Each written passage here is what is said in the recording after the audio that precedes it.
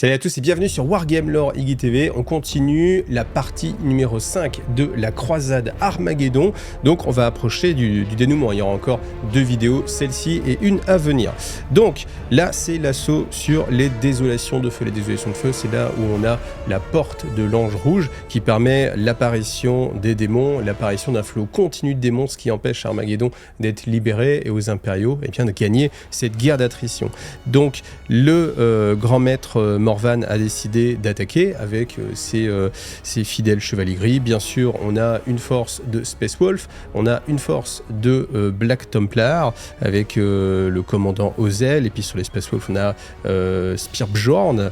Voilà, c'est un nom que j'ai du mal à prononcer, donc j'essaie de le prononcer le moins souvent. En tout cas, avant d'attaquer cette zone-là, eh bien, ça s'appelle la désolation de feu. Pourquoi ? Parce que c'est une zone d'Armageddon qui a subi en fait le feu des astéroïdes envoyés par Gaskell lorsqu'il a préparé son retour sur Armageddon. Et donc c'est une zone où le paysage est ravagé, où la température est extrême. On nous dit que dès que la peau est mise à nu, eh bien elle brûle directement. Donc un paysage assez difficile. On a des radiations, on a bien sûr les incursions démoniaques. Et puis avant que les démons apparaissent, c'était une zone qui était contestée avec les orques. Alors ça a un désavantage majeur, c'est que l'Imperium avait bâti des défenses et des lignes de garnison pour se protéger des orques. Le problème, c'est qu'avec l'apparition des démons, et puis les forces renégates, ou tout simplement en fait les forces qui étaient en défense contre les orques, elles se sont retournées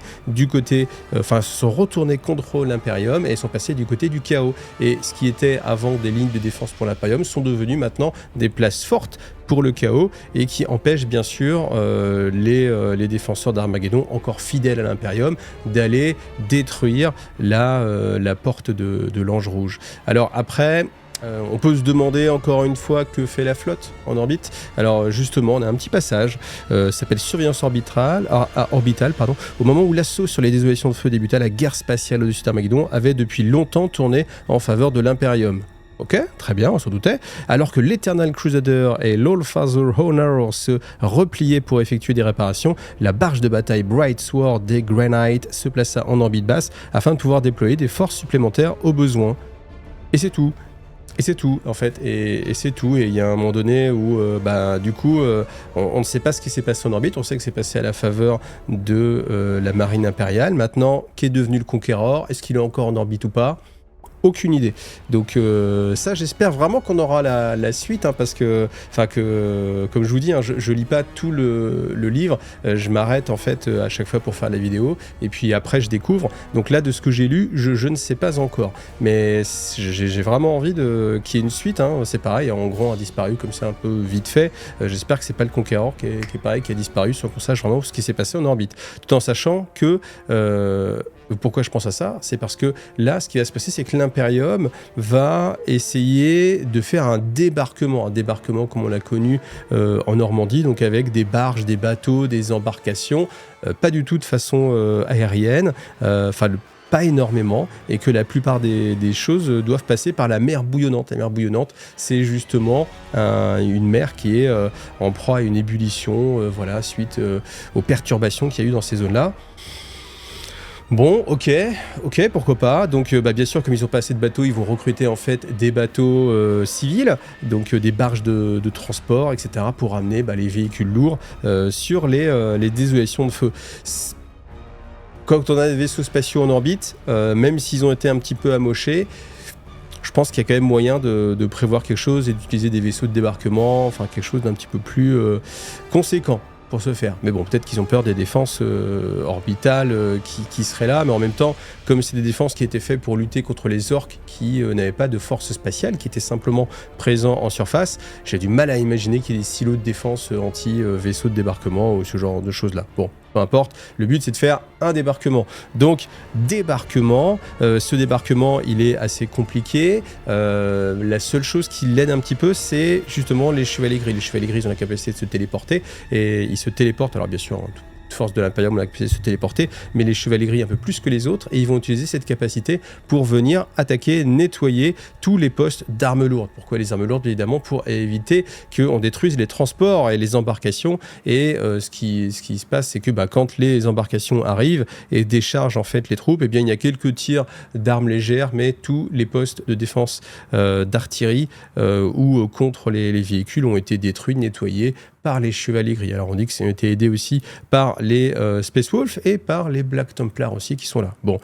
Toujours est-il qu'ils vont continuer à avancer, à se déployer, et leur objectif, c'est d'atteindre le bastion, un grand bastion qui protégeait jadis les défenseurs d'Armageddon des attaques des orques, qui maintenant sont passés aux mains des renégats. Et on a notre très cher, comment elle s'appelle ? Askara l'ensanglantée, qui a pris à sa charge de défendre en fait cette zone-là. Donc c'est la plus énervée, c'est aussi la plus compétente pour ériger des défenses. Alors ces défenses, elles sont plutôt conséquentes, et elle est aidée d'un Bannerlord. Un Bannerlord, alors Bannerlord, j'avoue que je te dis Bannerlord, je me demande ce que c'est cette classe de titan, c'est un Warlord passé du côté du chaos. Donc là je vous mets une image, en fait c'est tout simplement un Warlord qui a été corrompu, et où au lieu d'avoir 2 armes sur les épaules, il a une arme dans la gueule, dans la tête, et puis une grande rampe de lance-missiles sur le dos, et au bout de sa queue, il a aussi une arme.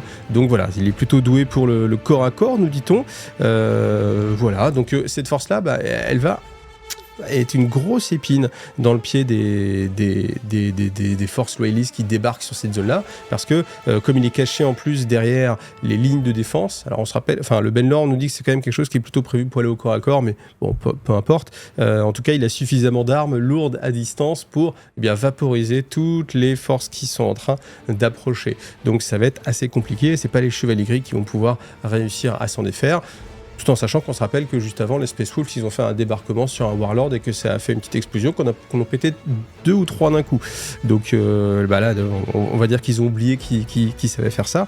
Mais pourquoi ? C'est parce que l'eau se met à bouillonner, et de la mer se ressort 2 formes colossales. Ce sont les 2 titans impériaux loyalistes qui ont été justement réparés et qui ont traversé sous l'eau directement l'étendue d'eau, au lieu d'être transportés par voie aérienne ou alors par voie maritime. Eux, ils ont marché sous l'eau. Alors, je trouve que c'est assez sympathique. Il y a ce côté assez sympathique. Ça rappelle des films qu'on a pu voir, des séries où vous avez ces marcheurs comme ça au fond de l'eau qui avancent. Et eux, leur feu combiné va détruire le Bannerlord, et ils vont réussir justement à se venger un peu des titans renégats, et c'est ce qui permet aux troupes loyalistes d'avancer et puis de prendre le premier bastion.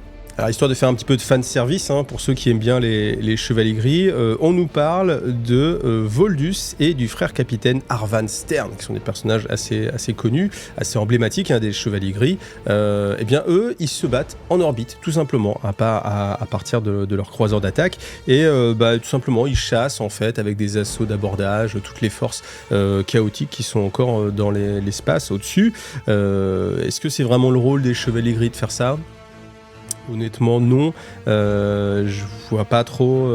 Hormis mettre un petit rappel en mode rappelez-vous si vous avez envie d'acheter ces figurines, et puis si vous aimez ces personnages, oui, ils sont là. On vous a fait du fanservice, on vous a donné le nom des personnages, on vous a mis Voldus, on vous a mis Stern. Très bien. Quoi d'autre ? C'est tout, en fait, ils sont là pour l'instant. Donc peut-être qu'ils vont descendre, mais il y a un moment donné, si le grand maître Morvan, depuis le début de cette campagne, il est en sous-marin et qu'il se cache, il se casse au jeu il rentre pas dans le conflit directement, mais il va tout simplement essayer de récupérer les artefacts, etc., pour amoindrir la porte de l'Ange Rouge. On peut imaginer que Stern et puis Voldus, ils vont faire aussi autre chose que rester en orbite. Puis c'est pas là où on va utiliser vraiment au mieux leur capacité.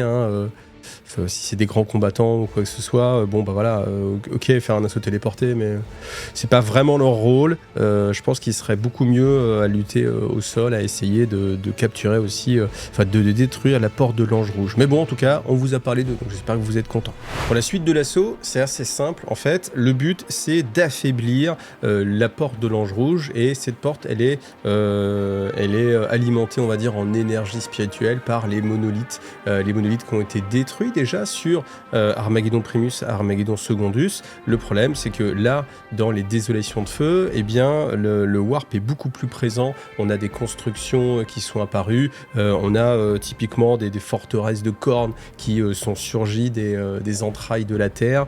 Donc toutes ces apparitions démoniaques renforcent énormément la puissance de la porte. Et la porte, du coup, ne va pas pouvoir être fermée si on ne vient pas d'abord détruire les monolithes. Donc il y a 2 monolithes primordiaux. Et puis voilà, ce qu'on va faire tout simplement, c'est qu'on va séparer les forces de l'Imperium en 3, sachant qu'il n'y a que les chevaliers gris qui ont la capacité de vraiment détruire le lien entre le monolithe et Armageddon. Et c'est pas simplement quelque chose qui peut être fait par la force, il y a un rituel à accomplir. Et donc, chaque force va contenir une fraction des chevaliers gris. Alors la force principale va être emmenée par Morvan, et son but, c'est d'attaquer directement la porte de l'Ange Rouge, de ménager en tout cas un passage. Et vous avez bien sûr 2 forces, avec d'un côté les Space Wolves, de l'autre côté les Black Templars, avec quelques chevaliers gris qui se prennent chacun en fait un des monolithes et qui vont essayer de les attaquer. Le problème, c'est que au fur et à mesure de leur progression, tous les mortels, ils sont aussi mortels, les Space Marines, mais tous les soldats de Krieg, en fait, ils vont succomber. Il y en a qui succombent aux radiations, il y en a qui succombent en fait avec la folie de cet environnement démoniaque, parce qu'on est quasiment sur une sorte de monde démon où vous avez les entrailles qui s'ouvrent avec des sillons de lave, des crânes qui sont expulsés. Enfin, vous voyez, vous imaginez quand même des visions un peu cauchemardesques. Et puis, il y a aussi l'environnement qui est très très très très éprouvant, et forcément un simple humain, même si c'est un humain de Krieg, va succomber. Donc ce qui est assez symptomatique, c'est qu'au fur et à mesure que l'armée avance, elle laisse derrière elle énormément de cadavres qui ne sont pas juste le résultat de l'attrition, mais qui sont aussi le résultat du combat contre l'environnement. Alors le sillage de chaque armée était jonché de corps dépouillés de leurs armes et abandonnés là où ils étaient tombés. Le sillage de chaque armée était jonché de corps dépouillés de leurs armes et abandonnés là où ils étaient tombés. Bah oui, pas le temps de les enterrer. Alors on va suivre l'assaut du Castellan Holzer. Donc il attaque une citadelle de bronze. Alors on l'a décrit comme un immense château avec la tête d'un démon de cornes immenses, représenté sur le dessus. On avait aussi des citadelles de bronze qui sortaient comme ça de terre. Et en fait, tous les créneaux étaient bardés de chars de défense, de postes de mitrailleuses et de tout ce qu'on peut imaginer d'armes lourdes. Et ce qui avait complètement enlisé l'avancée de Holzer, qui ne pouvait pas avancer parce que lui-même n'avait pas le soutien d'artillerie, n'avait pas de position pour mettre en fait à couvert ses pièces d'artillerie. Donc ce qu'il fait, c'est qu'il ordonne justement aux forces d'artillerie d'essayer de contourner et de prendre un des plateaux rocheux qu'il y a sur le côté, afin qu'ils puissent eux aussi mettre en place l'artillerie et pilonner cette position statique que représente la forteresse. Alors il y a un combat, il y a quelques forces justement de Black Templar qui viennent s'opposer, parce que là on a des Métadrake qui apparaît justement pour attaquer les artilleries, mais heureusement le sacrifice du frère de bataille dans son Dreadnought réussit à contenir suffisamment longtemps les démons pour que l'artillerie puisse se mettre en place et pilonner et réussir à permettre aux attaquants de justement franchir un peu ces zones-là. Quand il y a d'autres démons qui sont déversés, on a Holzer qui décharge en fait toute son infanterie pour aller engager les démons au corps à corps. C'est la façon de se battre la plus commune chez les Black Templars. Et en fait, tout ça a juste but de détourner l'attention des chevaliers gris, de détourner l'attention pour qu'on ne fasse pas attention aux chevaliers gris. C'est dur. Ce qui fait que les chevaliers gris réussissent en jetant de l'eau bénite tout simplement sur le monolithe. Alors c'est pas n'importe quelle eau bénite, c'est de l'eau bénite de Titan. Donc heureusement qu'ils n'ont pas cassé leur flacon. Ils réussissent à briser en fait le lien entre le warp et ces monolithes, et ce qui finit par accomplir cette désacralisation du monolithe. Et voilà, mission accomplie. Donc après ils cherchent bien sûr à s'échapper, et une fois que c'est fait, à déclencher enfin un bombardement orbital. Et là, encore une fois, je ne peux pas m'empêcher, normalement vous aussi, de vous demander pourquoi ils n'ont pas fait le bombardement orbital avant, histoire de dégommer toutes les défenses. Et si le monolithe est encore là, allez jeter un petit peu d'eau bénite dessus. Non, ils l'ont joué un petit peu plus sévère. Alors, ça donne l'occasion de batailles assez sympathiques. On a un assaut blindé, justement. Donc, toutes les forces blindées d'Armageddon, en fait, vont essayer de traverser, de contourner, en fait, le château pour les prendre à revers. Mais, malheureusement, eh bien, les renégats, eux aussi, ont leur Lehman Russ volé. Les véhicules aussi des Space Marines renégats sont là. Et on va avoir un duel de blindés qui se passe dans un des marais qui est sur le côté. Donc je pense que ça peut donner lieu à une mission assez sympa si vous voulez quelque chose d'un petit peu apocalyptique avec beaucoup de blindés, une belle bataille de blindés. Donc ça s'appelle la bataille des Maltaires de Murad'Dib. Aucune des conflits blindés de l'invasion des World Eaters ne fut aussi dévastateur que la bataille des Maltaires de Murad'Dib. Plus de 700 véhicules blindés s'affrontèrent dans l'ombre des piliers rocheux et des falaises vertigineuses, les chenilles sanglantes qui affrontaient les compagnies de tanks de l'Astra Militarum à 4 contre 1 prélevèrent malgré tout un terrible dîme de destruction dans les rangs loyalistes et annihilèrent 6 brigades blindées entières avant que leur assaut ne puisse être stoppé. Voilà, donc comme quoi il y a quand même énormément. En fait, c'est toujours le volume en fait. C'est que là on a 700 blindés. Donc un blindé, on va dire, 700 blindés des World Eaters. Voilà, on peut imaginer qu'ils sont au moins 2 ou 3 à l'intérieur. Ouais, ça commence à faire beaucoup de World Eaters. Sachant que, vous voyez par exemple un chapitre de Space Marine sur 7000 hommes. Donc là, il y en a beaucoup plus déjà dans les véhicules. Alors vous me dites oui, c'est pas un chapitre, ils suivent pas le codex, certes, mais on a quand même juste une bataille où on a 700 véhicules détruits. Et en fait, à côté de ça, vous avez une force avec 10 frères de bataille et un dreadnought qui tiennent un endroit pour empêcher l'artillerie de se faire dégommer par les démons en fait. Enfin, c'est des écarts en fait de valeur qui sont incroyables. C'est pour vous dire, vous voyez, des destructions colossales, la plus grande bataille blindée, donc ça c'est cool, 700 blindés, etc. Et de l'autre côté, une force avec un dreadnought qui à lui tout seul maintient une force de démons. Et enfin voilà, c'est toujours un peu déstabilisant ces écarts de proportion. Alors le deuxième monolithe, lui, il a été baptisé le Carnaèdre. Donc c'est une ziggourate de roches noircies et d'os blanchis, ornée de crânes et de gargouilles grimaçantes, dont les gueules hérissées de crocs vomissent des fontaines de liquide composés de sang, de bronze et d'entrailles. Les gessaphodages chargés de crânes de bagnats effroyables se dressaient sur ses flancs crénelés. Autour de sa bage s'agitaient d'affreuses masses de chair charcutée et de tendons couturés. Voilà pourquoi on l'appelle le Carnaèdre.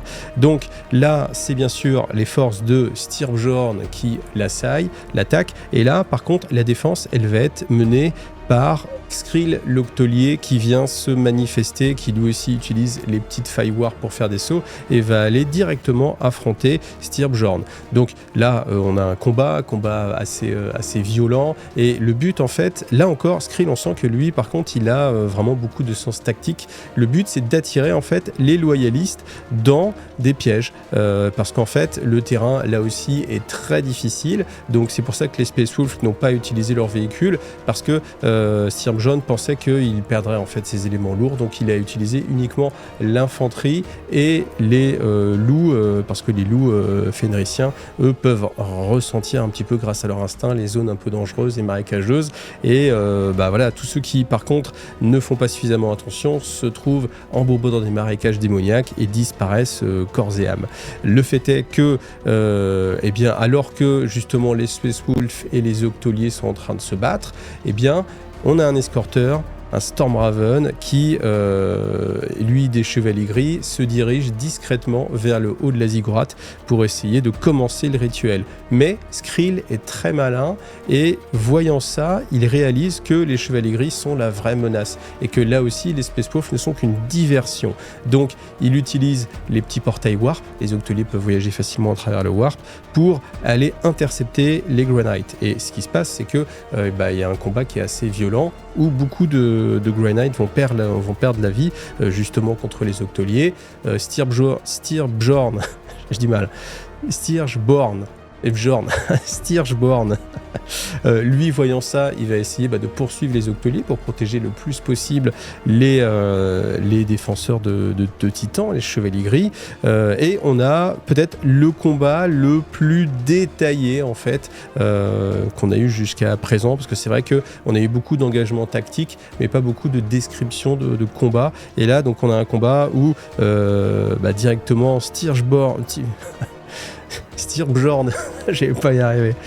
Le champion Space Wolf va s'opposer à Skrill et malgré une douzaine de blessures mortelles mais pas assez rapides, qui lui ont été infligées, eh bien il va déchaîner toute sa rage et sa puissance dans un ultime coup et abattre sa hache sur le crâne de Skrill. Skrill va exploser, le démon va être banni, le démon qui est incarcéré en lui va être banni, et les Chevaliers Gris vont pouvoir comme ça terminer le rituel. Ce qui se passe, c'est que contrairement à l'autre monolithe, eh bien celui-ci va se déstructurer une fois qu'il a perdu son lien avec le Warp, on l'imagine, et en fait les Chevaliers Gris ont juste le temps de se téléporter et de disparaître, alors que le monolithe, le Carnaèdre, explose et disparaît, engloutissant et les Octoliers qui restaient et les Space Wolves qui restaient. Donc on peut raisonnablement imaginer que toute la force des Space Wolves qui avait été emmenée sur le Carnaèdre a été perdue. Il ne reste que quelques